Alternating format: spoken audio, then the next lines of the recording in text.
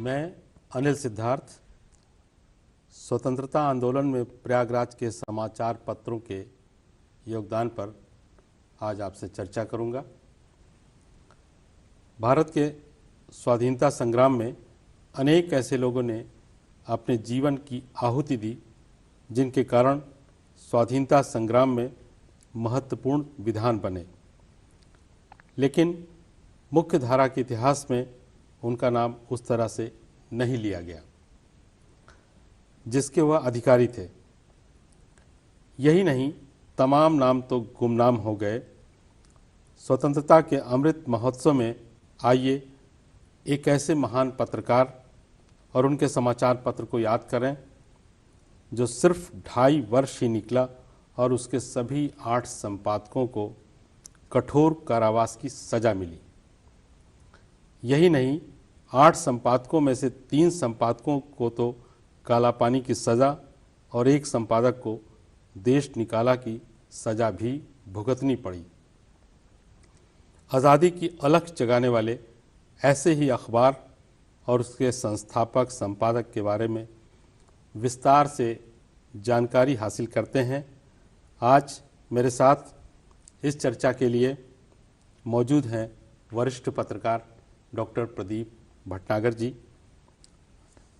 Doctor साहब, आपका बहुत बहुत स्वागत है इस चर्चा में। हम बात कर रहे हैं एक ऐसे अखबार की जिसके संपादकों को सच प्रकाशित करने के लिए कठोर सजाएं हुई। इस अखबार पर बंदिश के लिए नया प्रेस एक्ट लाना पड़ा। शुरुआत करते हैं कि स्वराज का प्रकाशन इलाहाबाद से तो आरंभ हुआ, लेकिन यह कब और कहाँ, इलाहाबाद में किस जगह से इसका प्रकाशन कैसे आरंभ हुआ? बिल्कुल ठीक कहा अनिल जी। इलाहाबाद में अनेक समाचार पत्र निकले जिन्होंने क्रांति की अलख जगाई, लेकिन इन सब में स्वराज का एक अलग स्थान है। अलग इसलिए कि ये कुल 2.5 वर्ष निकला और 2.5 वर्ष में जैसा आपने बताया कि इसके 3 संपादकों को काला पानी की सजा हुई और 1 को देश निकाला दिया गया, जिसको बाद में फिर कन्वर्ट करके काला पानी कर दी। तो 2.5 साल के इस अखबार में कुल 75 अंक निकले और उस 75 अंक निकालने के लिए 8 संपादक आए और 8 संपादकों में सबको कठोर कारावास की सजा मिली और जिनमें से 4 को काला पानी की। शायद दुनिया के इतिहास में, मैं शायद कह रहा हूँ, ऐसा कहीं नहीं हुआ होगा किसी अखबार के साथ, किसी पत्रकार के साथ, कि उसको अपने अखबार के संपादकीय, उसमें प्रकाशित होने वाले लेखों, रिपोर्टिंग के लिए काला पानी की सजा हुई हो और 4 संपादकों को काला पानी की सजा हुई हो। ये अद्भुत सी बात है। अब जैसा कि आप जानते हैं कि ये अखबार 1907 में शांति नारायण भटनागर नामक एक पत्रकार ने निकाला था। भटनागर जी अंग्रेजी फौज में थे और वो 1901 में जब लॉर्ड किचनर का कैंप लगा था दिल्ली में, तो उसके वो इंचार्ज थे, मतलब एक सीनियर ऑफिसर थे, कोई जूनियर ऑफिसर नहीं थे। अंग्रेजी फौज में वो एक सीनियर ऑफिसर थे और जाहिर सी बात है कि फिर हिंदी, उर्दू और अंग्रेजी तीनों पे उनका बड़ा कमांड था, बहुत अच्छी जानकारी थी उनकी। लेकिन वो देखते थे कि उनके साथ के अफसर जो भारतीय सैनिक और भारतीय दूसरे जूनियर ऑफिसर्स हैं, उनके साथ बहुत दुर्व्यवहार करते थे। तो इससे दुखी होकर के उन्होंने सेना की फौज की नौकरी छोड़ दी और लाहौर चले गए। दिल्ली से लाहौर चले गए। लाहौर में वो क्रांतिकारियों के संपर्क में आए और फिर उस संपर्क में आने के बाद वो क्रांतिकारी गतिविधियों में भी लग गए और नतीजा ये हुआ कि ब्रिटिश पुलिस की नज़रों में वो चढ़ गए।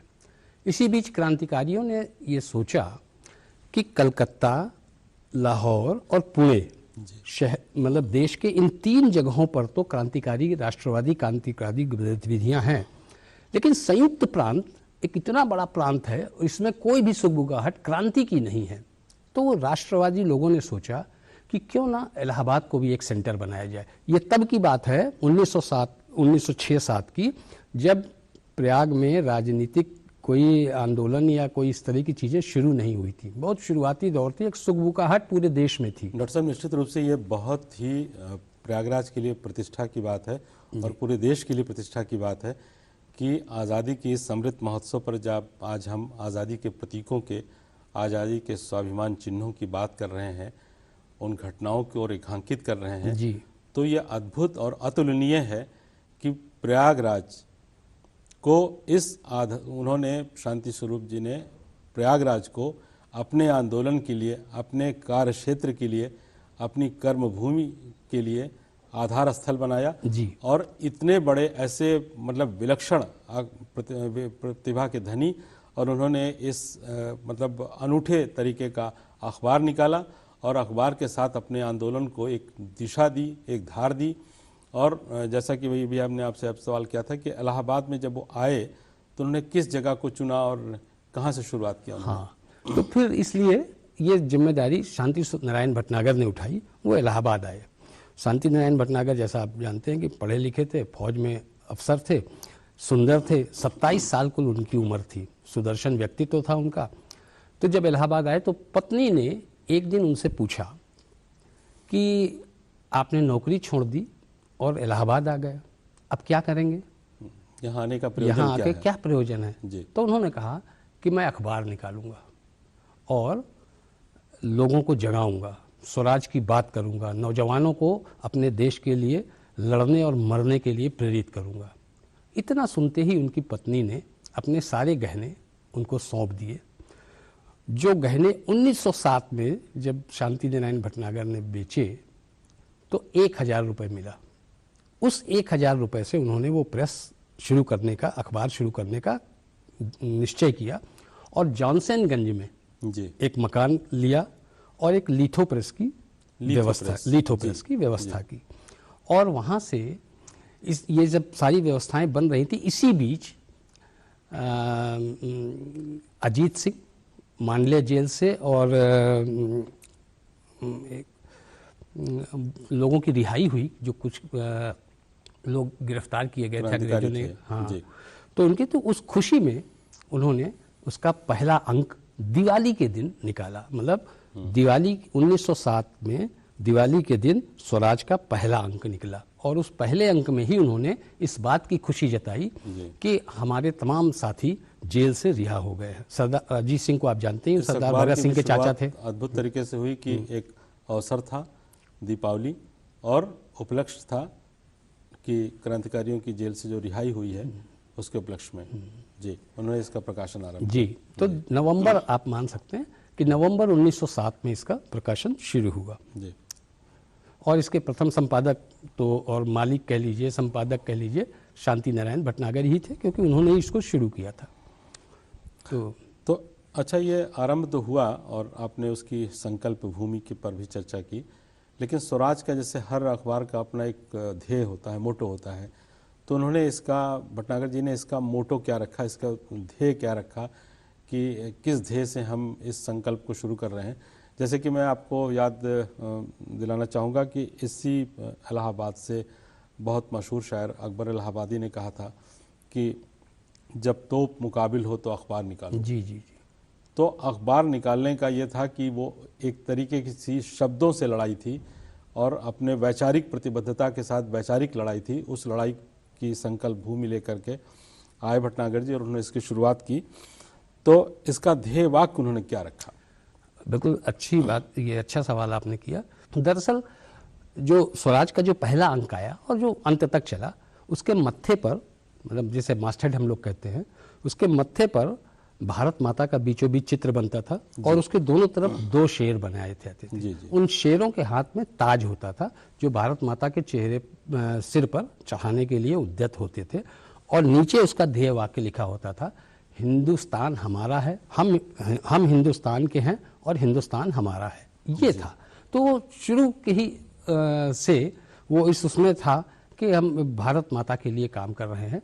चूँकि राष्ट्रवादी जितने भी क्रांतिकारी थे, ये सब के सब इसीलिए थे कि भारत माता की एक तस्वीर उनके पास थी, जिस भारत माता की तस्वीर को वो ताज पहनाकर आज़ाद करना चाहते थे। अंग्रेज़ों की जो बेड़ियाँ थीं, जो आज़ादी की जो गुलामी की जंजीरें थीं, उनसे वो भारत माता को आज़ाद कराना चाहते थे। तो वो एक उनका प्रतीक चिन्ह था उस अखबार का, और वही उसका वाक्य था कि हम हिंदुस्तान के हैं और हिंदुस्तान हमारा है। ये इसका ध्येय या बीज वाक्य कह सकते हैं कि एक सबसे पहले हम किसी काम की शुरुआत के लिए एक संकल्प लेते हैं और फिर अपने प्रयासों से उसे पूरा करने का प्रयास करते हैं। तो उन्होंने देश की आज़ादी का सपना देख लिया था और अब उस संकल्प को पूरा करने के लिए उन्होंने अखबार की शुरुआत की और उसके लिए उन्होंने भारत माता को आज़ादी का, विजय का ताज पहनाया और उस सपने को सच करने के प्रयास में जुट गए। भटनागर जी के साथ उनकी टीम में और कौन था? देखिए, जब ये अखबार निकला तो उनका उद्देश्य तो जैसा मैंने आपको पहले बताया कि नौजवानों को जोड़ना था और उनके अंदर राष्ट्र प्रेम की भावना पैदा करनी थी। तो इसलिए उन्होंने नौजवानों को अपने साथ जोड़ना शुरू किया। थोड़े ही दिनों में ढेर सारे नौजवान उनके साथ जुड़ गए। आपको सुखद आश्चर्य होगा कि इलाहाबाद के अहियापुर के रहने वाले गणेश शंकर विद्यार्थी, जो बाद में इतने बड़े पत्रकार हुए, प्रताप पुरोधा आज माने जाते हैं। हाँ, पत्रकार पुरोधा माने जाते हैं, और जो प्रताप के फिर संपादक हुए और जिनका क्रांति का, उनको उन्हीं नौजवानों में वो भी शांति नारायण भटनागर से मिले और उन्होंने उनको उनके लिखने पढ़ने की थोड़ी सी क्षमता और योग्यता देखते हुए अपने अखबार के साथ जोड़ा। तो आप ये कह सकते हैं कि शांति नारायण भटनागर ने गणेश शंकर विद्यार्थी को पत्रकार बनाया और गणेश शंकर विद्यार्थी ने इसी स्वराज से अपनी पत्रकारिता की शुरुआत की। अद्भुत। तो ये एक सब उसमें था। इस तरह के ढेर सारे नौजवान जुड़े थे जो कर रहे थे अखबार, और अखबार बढ़िया ढंग से निकलने लगा। साप्ताहिक अखबार था तो कोई ऐसी बहुत वो नहीं थी। यह अद्भुत बात है कि हर कोई योग्य व्यक्ति अपनी परंपरा को आगे बढ़ाने के लिए किसी दूसरे व्यक्ति को तैयार करता है। तो भटनागर जी ने अपनी इस परंपरा का संवाहक बनाया उन्हें, और गणेश शंकर विद्यार्थी जैसे युवक को जो जोश से भरे हुए थे और जिनमें आज़ादी का जज्बा था, उनको इससे पत्रकारिता के बीज वाक्य से जोड़ा। और फिर उन्होंने अपनी बाद में गणेश शंकर विद्यार्थी जी को हम सब जानते ही हैं कि उन्होंने आगे चल करके पत्रकारिता की अलख जगाई, इसे आगे ले गए।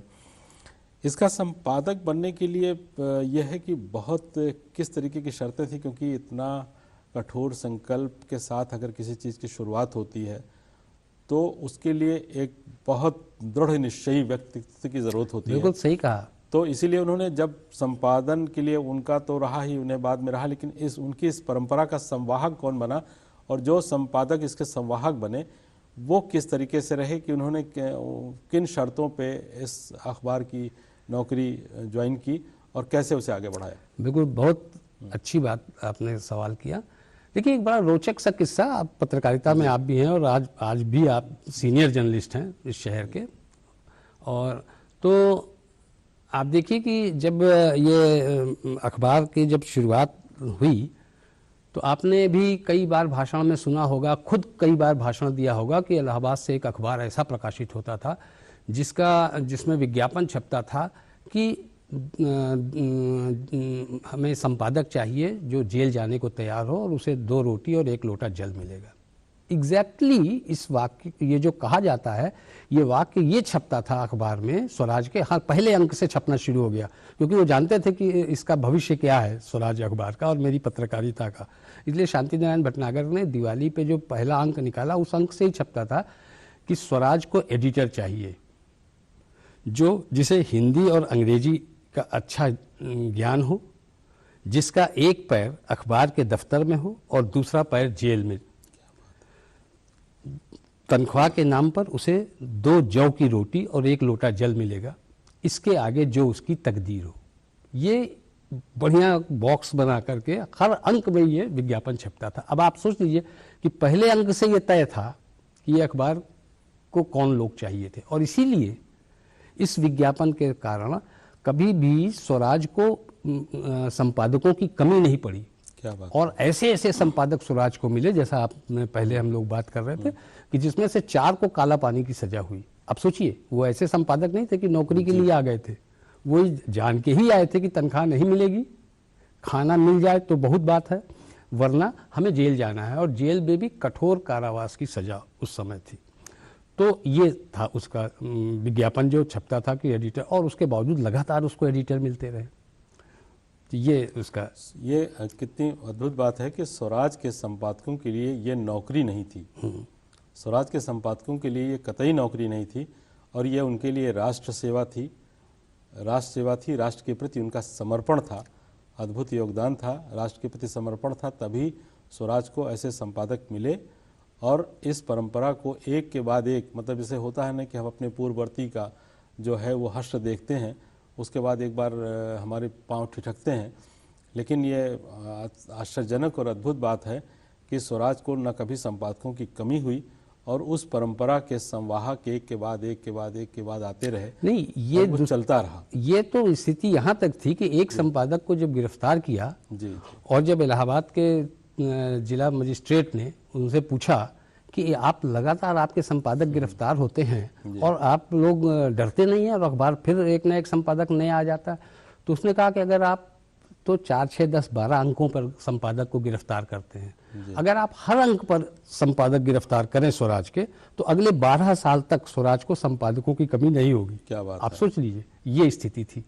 मतलब ऐसे उत्साही नौजवानों और संपादकों की एक लंबी फहरिस्त थी, जो इन सारी बातों को जानने के बावजूद अपनी सेवा, राष्ट्र के लिए अपना समर्पण देने के लिए तैयार थे, और उस शर्तों और उन व्यवधानों के बावजूद यह अखबार 12 वर्षों तक इसी तरीके से निरंतरता में निकलता रहता, निकल सकता था, निकलता रहता।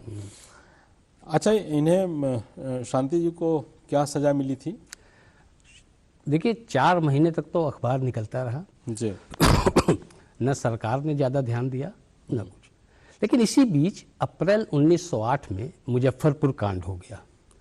मुजफ्फरपुर कांड अगर आपको याद हो तो कलकत्ता में एक डिस्ट्रिक्ट मजिस्ट्रेट था जो जज भी होते थे उस ज़माने में, तो किंग्सवे नाम का एक मजिस्ट्रेट था जिसका ट्रांसफ़र, वो क्रांतिकारियों पर बहुत अत्याचार करता था और बड़ी कड़ी कड़ी सजाएं देता था। उसको वहाँ से इसी विवाद में उसका ट्रांसफ़र मुजफ्फरपुर कर दिया गया कि एक छोटी सी जगह है, यहाँ रहेगा और ये क्रांतिकारियों की नज़रों से बचा रहेगा। अंग्रेज़ों ने ये सोचकर उस जगह, लेकिन क्रांतिकारी उसको लगातार उसको पीछा कर रहे थे कि कहाँ है। खुदीराम बोस ने पता लगा लिया कि ये किंग्सवे को वहाँ पर डिस्ट्रिक्ट मजिस्ट्रेट बनाया गया है मुजफ्फरपुर में, बिहार में। उस समय बिहार बंगाल सब एक ही जैसा था। तो अपने एक मित्र के साथ, प्रफुल्ल चाकी उसका नाम था, उसके साथ 1908 में अप्रैल में इन्होंने पूरी रेकी करने के बाद उसके ऊपर बम फेंका। दुर्भाग्य से वो उस दिन घर से नहीं गया था, उसकी गाड़ी में 2 उसकी महिला मित्र चली गई थी, तो उस गाड़ी की तो आइडेंटिफाई कर लिया इन्होंने कि ये गाड़ी है, इससे से आता जाता है। वो क्लब में जाता था रोज़ शाम को। बम मारा, नतीजा वो दोनों महिलाएं तो मर गईं, लेकिन किंग्सवे उस दिन चूंकि घर से ही नहीं निकला था इसलिए वो बच गया। अब ये करके भाग निकले। तो बाद में इस घटना को लेकर के शांति नारायण भटनागर ने स्वराज में जबरदस्त किस्म की रिपोर्टिंग शुरू की, और संपादकीय रिपोर्टिंग, और ये कि वो बम न मारे तो क्या करता, या तो बम चाहिए या अंग्रेजी इसी तरह सुनते हैं, और ये इस तरह उस तरह का संपादकीय और तमाम लेख और ये सब छपने लगी। तो उसके तुरंत बाद शांति नारायण भटनागर को गिरफ्तार कर लिया गया। अब चूंकि ये पहला मामला था और पहला अखबार का पहला संपादक था, अखबार निकलना शुरू हुआ, तो अंग्रेजों को लगा कि हम ये थोड़ा सा एक को गिरफ्तार कर लेंगे, बंद कर देंगे तो अपने आप बंद हो जाएगी। हाँ, खत्म। तो उनको पकड़ के लाया गया। इलाहाबाद का डिस्ट्रिक्ट मजिस्ट्रेट उन दिनों था मैकनेयर। तो मैकनेयर की अदालत में इसको पेश किया गया। पंडित मदन मोहन मालवीय को जब पता चला कि शांति नारायण भटनागर को गिरफ्तार कर लिया गया है और उनकी अदालत में, मजिस्ट्रेट की अदालत में पेश किया जा रहा है, तो उन्होंने पुरुषोत्तम दास टंडन से कहा कि आप तुरंत जाइए वहाँ पे, देखिए क्या है, क्या हो सकता है। तो पुरुषोत्तम दास टंडन भी अदालत में पहुँचे, लेकिन शांति नारायण भटनागर ने मैकनेयर से, जो डिस्ट्रिक्ट मजिस्ट्रेट था, बड़े शांत स्वभाव में कहा कि मैंने जो कुछ किया है वो अपने देश के लिए किया है, और देश के लिए जब तक जीवित रहूंगा करता रहूंगा। आपको जो समझ में आए वो आप करिए। इस पर उसको बड़ा क्रोध आया, लेकिन चूंकि बहुत ज़्यादा कोई इस तरह का वो नहीं था और पहला था, उसको लगा, उसने भी अंडर एस्टिमेट किया कि ये थोड़ी सी सजा में हो तो उनको 2 साल की कठोर कारावास और 500 रुपये जुर्माना दिया और कहा कि जुर्माने के एवज में इसकी प्रेस जब्त कर लो। मतलब जुर्माना जमा करने का समय नहीं दिया, कहा कि 500 रुपये जो जुर्माना उसमें इनकी प्रेस जब्त कर लो और 2 साल की इनको कठोर कारावास। तो पहले उनको नैनी सेंट्रल जेल भेजा गया और फिर वहाँ से आगरा सेंट्रल जेल भेज दिया गया शांति नारायण भटनागर को। लेकिन उसके तुरंत बाद जब 1000 से प्रेस की शुरुआत हुई तो ऐसे में 500 रुपये का जुर्माना वो बहुत बड़ी राशि थी उस जमाने के लिए, बहुत बड़ी राशि थी। और ऐसे में किसी के लिए भी एक तात्कालिक रूप से, क्योंकि वो कारोबार नहीं था, वो सरोकार से जुड़ा मसला था, तो सरोकारों में आर्थिक उपार्जन की बात नहीं की जा सकती। ऐसे में 500 रुपये का जुर्माना बहुत बड़ी राशि थी और अंततः उनको सजा भुगतनी पड़ी। जी।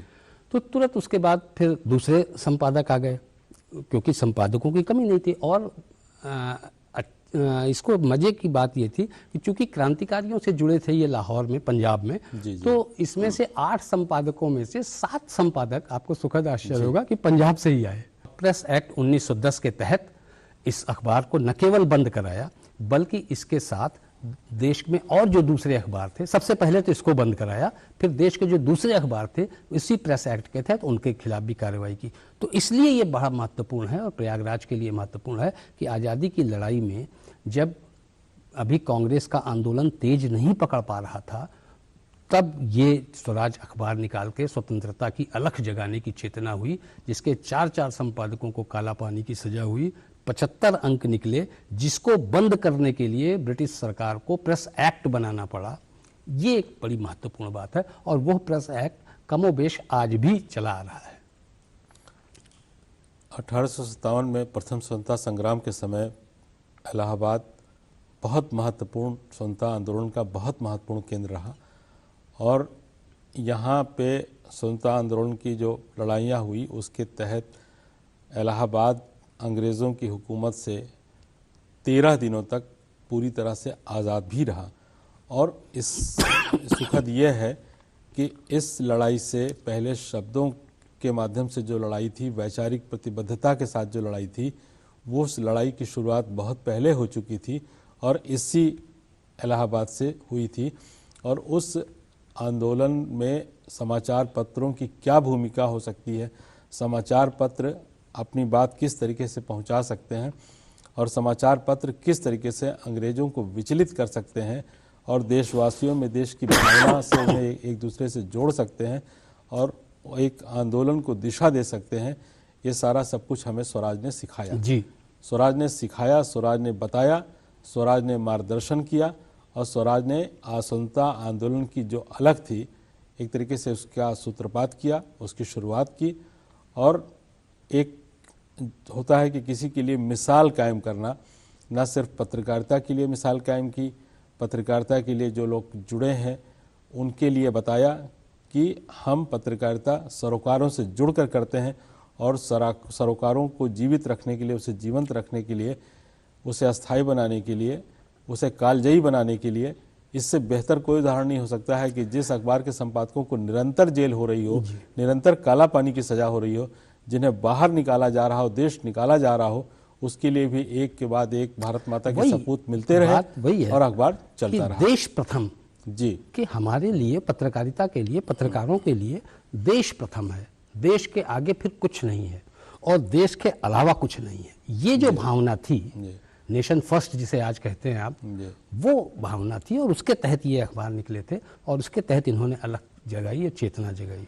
आज़ादी के अमृत महोत्सव पर आज ये जो चर्चा हुई है, इस चर्चा के माध्यम से हमने न सिर्फ प्रयागराज बल्कि देश के गौरव से अपने दर्शकों को जोड़ा, उन्हें कुछ नई जानकारियाँ देने का प्रयास किया और ये बताया कि अखबार सरोकारों की पृष्ठभूमि से किस तरीके से जुड़ करके लोगों में चेतना पैदा करते हैं और भारत माता के ऐसे ही सपूत थे जिनकी वजह से हमें देश को आज़ादी मिली और आज हम खुली हवा में आज़ादी के अमृत महोत्सव में का साक्षी बन रहे हैं और उसमें खुली हवा में सांस ले रहे हैं। बिल्कुल डॉक्टर साहब, आपने स्वराज के माध्यम से हमें पत्रकारिता के सरोकारों से जोड़ा, प्रयागराज को गौरवान्वित करने वाले कुछ और नए प्रतीकों सूत्रों से हमें जोड़ा, हमारे दर्शकों को नई जानकारियाँ दी, इसके लिए आपका बहुत बहुत धन्यवाद।